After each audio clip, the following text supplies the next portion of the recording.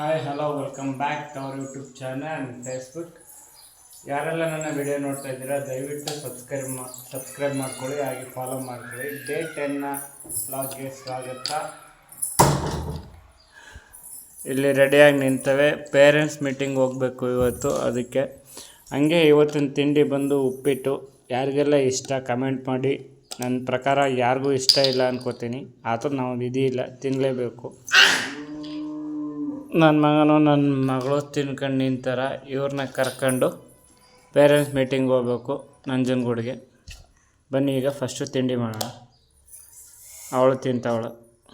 ತಿಂಡಿ ಎಲ್ಲ ತಿಂದಾಗಿತ್ತು, ಮತ್ತು ನೆನ್ನೆ ತಂದಿದ್ದ ಎಳ್ನೀರನ್ನ ನಾವು ಕುಡಿದೇ ಇರಲಿಲ್ಲ. ಅದಕ್ಕೋಸ್ಕರ ಇವತ್ತು ಕುಡಿಯೋಣ ಅಂದ್ಬಿಟ್ಟು ಓಪನ್ ಮಾಡ್ತಾಯಿದ್ದೆ. ಅದಕ್ಕೋಸ್ಕರ ನನ್ನ ಮಕ್ಕಳು ನನಗೆ ಅಂದ್ಕೊಂಡು ಅಲ್ಲೇ ನಿಂತಿದ್ರು.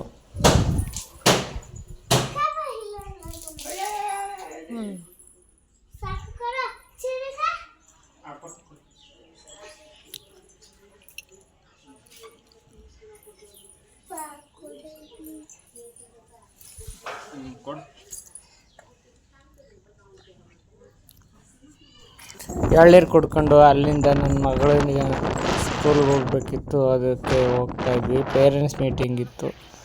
ಎಕ್ಸಾಮ್ದು ಸರ್ಟಿಫಿಕೇಟ್ ಕೊಡ್ತೀವಿ ಬನ್ನಿ ಅಂತ ಹೇಳಿದರು, ಅದಕ್ಕೆ ಹೋಗಿದ್ವಿ.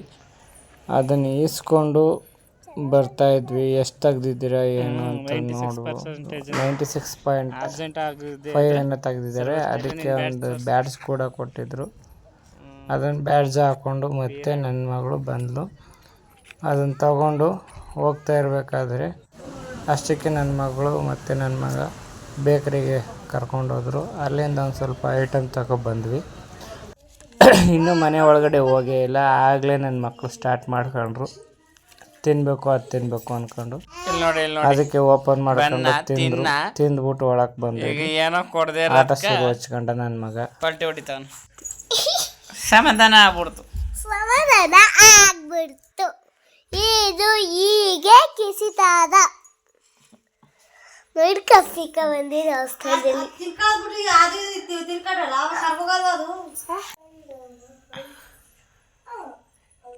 ಥೋ ಹಂಗೆ ತಿನ್ನೋದು ಹಂಗ್ಯಾ?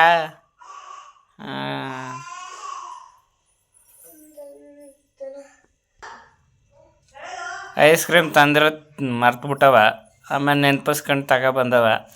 ಎಲ್ಲ ಮೆಲ್ಟ್ ಆಗ್ಬಿಟ್ಟದ. ಅದಕ್ಕೆ ಗ್ಲಾಸ್ ಹಾಕ ತಿಂತಾವ ಇವು. ಈಗ ಅಲ್ಲೊಬ್ಬ ತಗೊಬತ್ತಾವನ, ಅಲ್ಲಿ ತಗೊಬಂದ ಗ್ಲಾಸ್ಗೆ ಹಾಕೊಂಡು. ಹಾಸ್ಗೆ ಕೆಳಗೆ ತಿನ್ನಿ. ಅಲ್ಲೇ ತಿನ್ನಿ. ಮಧ್ಯಾಹ್ನದ ಊಟ ಕಿಚಡಿ, ಒಳ್ಳೆ ಚಚಡಿ.